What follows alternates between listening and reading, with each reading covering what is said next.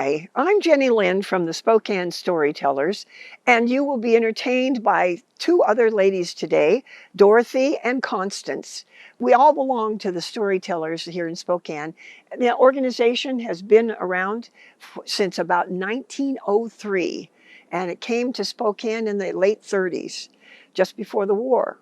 We've had the privilege of telling stories at almost every single one of the Fall Folk Festivals. And we're so happy to be back this year to give you 3 more good stories. Thank you and enjoy.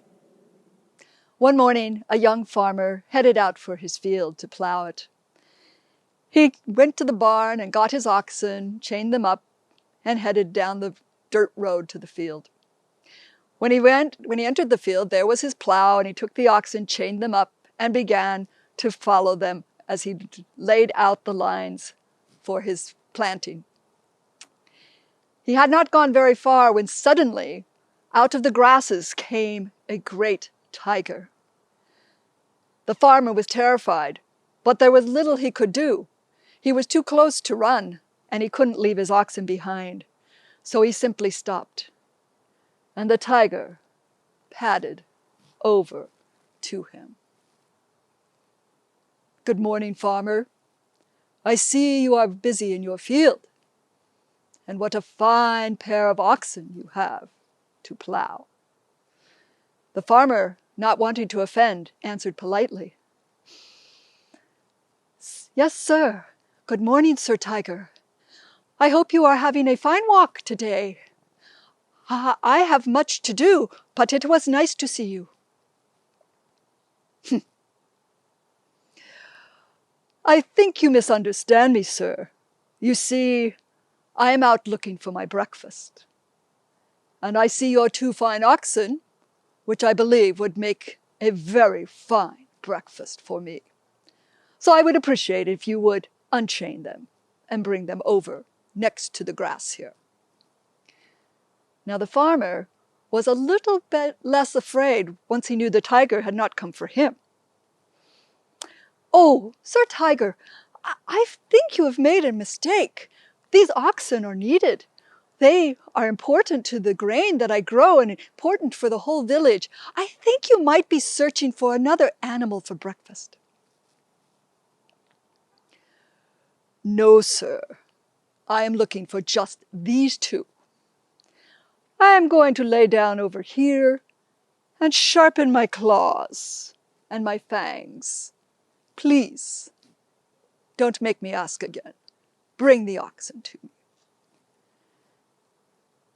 Now the farmer thought to himself and wondered what could he possibly do. "Sir Tiger, these oxen are old. They have worked hard. I work them very hard. Their meat would be stringy and tough. What you want for breakfast is a fine young milk cow with tender flesh. My sister has just such a cow, and I would be happy to go and fetch it for you." "Indeed, farmer, a fine, tender milk cow does sound like a very good breakfast. You may go. Bring her back to me, and I will wait here." The farmer quickly unchained his oxen and took them with him, for he did not trust the tiger, and headed back to the farm. Now his sister was in the house cleaning and cooking. She was a very industrious woman, and she saw her brother entering the farmyard just a short while after leaving it, and she rushed out to meet him. "What are you doing here? Why are you back so soon? I have so much to do, and you think you can just come home without even hardly starting the work? You get back to that field, you lazy bones." "Shh, sister. When I got to the field, there was a tiger. A tiger approached me. He wanted my oxen, but I have made a good trade. I convinced him to take your milk cow for his breakfast instead of my oxen, and I have come back to fetch your milk cow." "My milk cow! My milk cow! You cannot have my milk cow. What were you thinking? What would we do without milk? What will we put on our porridge? What will we put into our creamed sausages? How will we have butter? Where will we have butter for our bread? No, you may not have my milk cow. We won't have bread if he takes my oxen. I have to bring back the milk cow. He is a very hungry tiger. And who knows what he will come after next if I don't bring him a breakfast. We need an idea that will save both of our animals. And I think I have one. You go back to the farm. You go back to the field and you tell him that your sister is bringing the milk cow, that it was being rather churlish, and so she will have to bring it up. I'm not going back to that field without anything. That tiger is hungry. Who knows what he will choose to eat? Do you have an idea that would save all our animals? No. Then do as I tell you. I will be behind you shortly. Go up to the field. And so the farmer left, walking slowly, dragging his feet, feeling fear with each step he took. But as soon as he had left, his sister ran back into the house to look for things in the trunk of her father's clothes. The farmer entered the field, and the tiger stood up. Farmer, you promised me a milk cow, but I see no milk cow, no oxen, and I am very hungry. Mr. Tiger, I tried to bring the milk cow, but it was being rather churlish, so I've had my sister bring it. She can manage it better, so she will be here shortly with the milk cow. She'd better be, 'cause I will have breakfast. In the meantime, his sister was in the father's room, putting on his best silk coat and one of his fine black hats. She went out to the barn, got the mule, saddled it up, and got on, puffing herself up as big as she could make herself look, and began to ride toward the field. As she got close to the field, she spoke in the deepest, boomingest voice she could manage. Oh, yes, it's a fine morning. It's a fine morning if only I had some breakfast. And what shall I eat? Ah, it's a fine morning for tiger. Where can I find a tiger? Ah, let me see. Yes. Tiger would be good. When did I last have tiger for breakfast? Oh, yes, it was a week ago. I had 3 young tigers for breakfast. Perfect. It's the spot. Now if I could just find a good fat tiger. The tiger, hearing this, leaped up and sprang back into the woods, running as fast as he could. He ran so fast he nearly ran over his own jackal. You see, tigers all come with their own jackals. For when they have finished eating, the jackal comes in and cleans the bones and all the other little bits away. This jackal was ready for his own breakfast, and he tried to stop the tiger. Sir, please wait, please wait. You know, where are you going? We're supposed to be having breakfast. Did you not hear that horseman? He's looking for tiger for breakfast, and I'm nobody's breakfast. Oh, sir, I think you're a little mistaken. Perhaps the sun was in your eyes. That was no horseman. That was the farmer's sister. The farmer's sister? Are you sure? Oh, yes, sir. I saw, and you would have too, if it hadn't been for the sun in your eyes. She had a pigtail down her back. Yes, they're trying to trick you, sir. Come on, go back. No. How do I know that you haven't been bribed to send me back to be breakfast for that hunter? I would never do that. We have such a good partnership. I'll go with you. Let's go. Let's go. I think you're trying to trick me.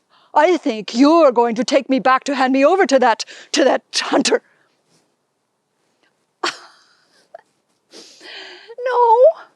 No, I just want you to have the breakfast you deserve. I know. Let us tie our tails together, and then I can't get away. And how would I bring you forward if I were already tied? I wouldn't risk myself. Yes, I think that sounds good. Let's tie our tails. And so they tied their tails into a square knot and headed back to the field. In the meantime, the farmer and his sister were still laughing over the trick they had played on the tiger. Suddenly, the farmer saw the two animals approaching the field. Run! We have to run! They're coming back! It failed! Shh! Brother, let me think. I know. Shh! Step over here.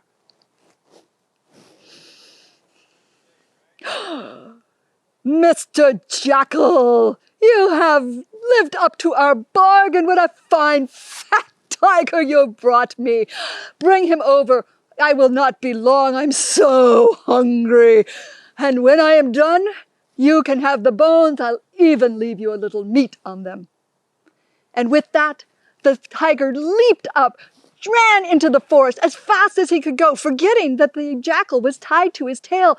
They went over stone and log, bumpity, bump, bump, the jackal hollering and howling at the top of his lungs, which only made the tiger run faster, for he thought for sure it was the hunter using a war cry to come after him.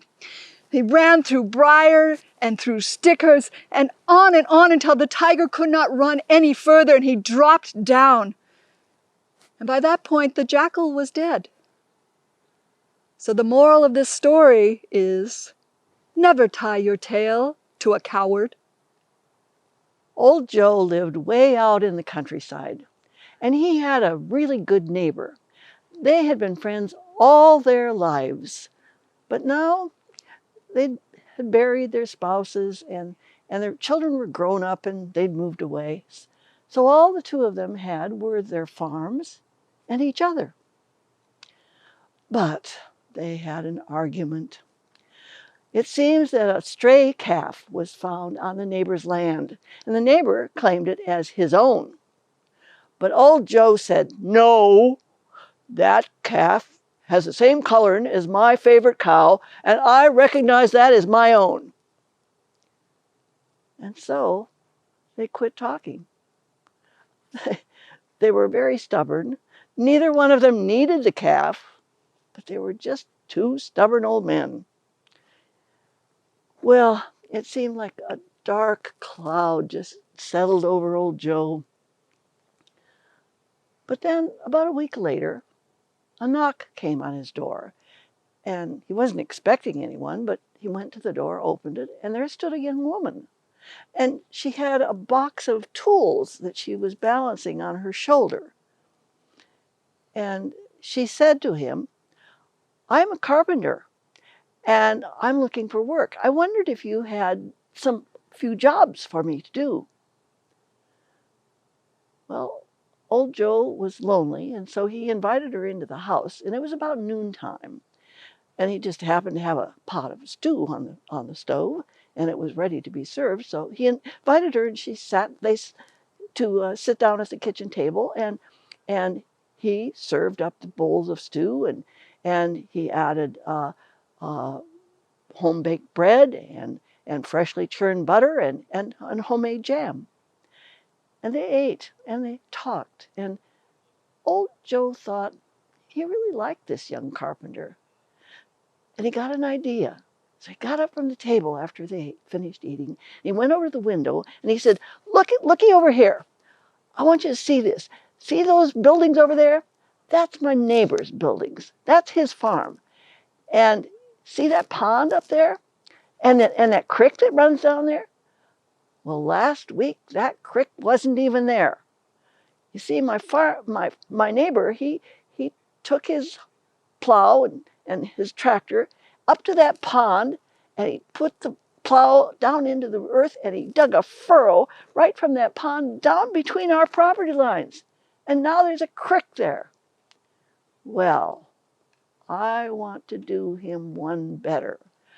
I want you to build me a fence, a high, high fence, so I can't even see his buildings. Well, said the young carpenter, I think I can build something really nice that will please you. So I have my tools. If you have lumber and nails, I think that I can work something out for you. So old Joe took her out to the barn and showed her where the lumber and nails were, and then he had to hitch up his wagon because he had to go to town get some supplies. So the young carpenter, she took her box of tools and the lumber she needed and the nails out to the creek, and she worked. Her work went smooth and fast. She did her measuring and her sawing and her hammering, and it was about sundown when old Joe returned. And he pulled up there by the creek where the young carpenter was, and he looked, and his eyes got big, and his mouth dropped open, because there was no fence there. What there was a bridge. And his neighbor was starting to walk up on that bridge. And he had his hand out like this. What did old Joe do? Well, he walked up on the other side of the bridge, and they met in the middle, and old Joe gave his neighbor a hug, and he said, you know, I always knew that calf was yours. I just want to be friends again. And they began visiting and catching up with each other. And while they were doing that, the young carpenter, she was loading her tools back into the box, and she was starting to walk away. And old Joe noticed. And he said, young carpenter, come on back. I've got jobs for you to do. I really need you to help me some more. And she turned to him and she said, well, Joe, I'd really like to stay, but you see, I can't. I have lots of bridges to build. And that's the end of my story. The story I'm going to tell you today comes from my grandfather. He was in an orchestra, or a band really, in a little town in Colorado. And he and his band of fiddlers and the old drummer would play for weddings and celebrations in the town. This particular night, there was a wedding, and it was in the old red barn just outside of town. And as my grandpa looked out over the audience, he could see everybody was having a good time. They were dancing, they were clapping, the punch in the punch bowl was going down, and Grandpa was happy to be there playing. He looked down the sidelines, and what did he see? But the widow, Abby Simpson, sitting down there as befitted a widow who was still in mourning, and she was surrounded by her boyfriends, or her swains, as they called it in those days. And they were all looking at her real admiringly, and she was a beautiful woman. But there were other things about Abby that were even more impressive. She had a good brain in her head, and she was very witty. She could come up with answers to just about any kind of conversation that came her way. There was old Will Bascom. Abby, he said, you are so stingy with your sweetness. When are you going to give in and let one of us boys court you? I'll stop being stingy, she says, when you stop rubbing two pennies together to try to make a third one. Well, the other boys thought that was pretty funny, but that's when Ben Hodges popped up and he said, Abby, you are so pretty tonight, I could just eat you. That's what I'm afraid of, she said to Ben. If you and I were here in town and the snow covered the pass and no one could get through with supplies, you might think I'd look pretty good with horseradish, and I'd be gone. And that's when Daniel Thatcher looked up at Abby. Oh, he loved her so much. Abby, he said, whenever I'm near you, my heart just thumpity, thumpity, pump, pump, pumps, just like a train going up the pass to Telluride. Ah, when are you going to give us a chance? Oh, Will and Ben both said, she's never going to give us a chance. She's just too stingy with her affections. Well, at that moment, Abby tossed her head and looked around. She said, you know what? Being at this wedding here has given me an idea that maybe I would like to try getting married again. Oh, said the boys.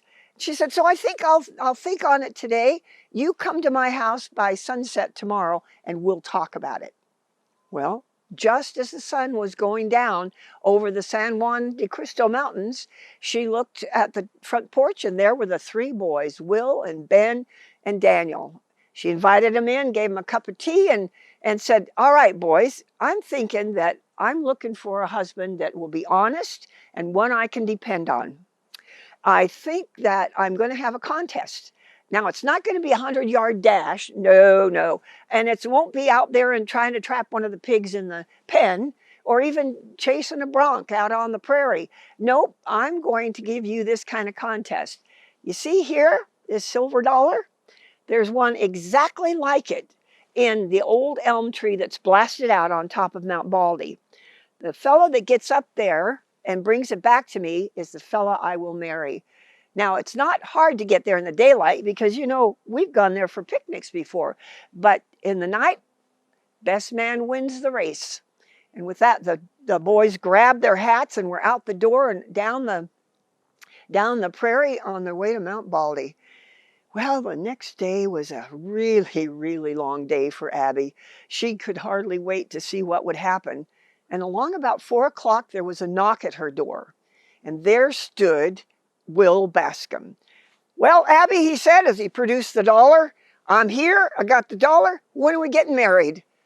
And out of the parlor on the other side of the hall came a voice, not so fast, Will Bascom. And here came Ben Hodges.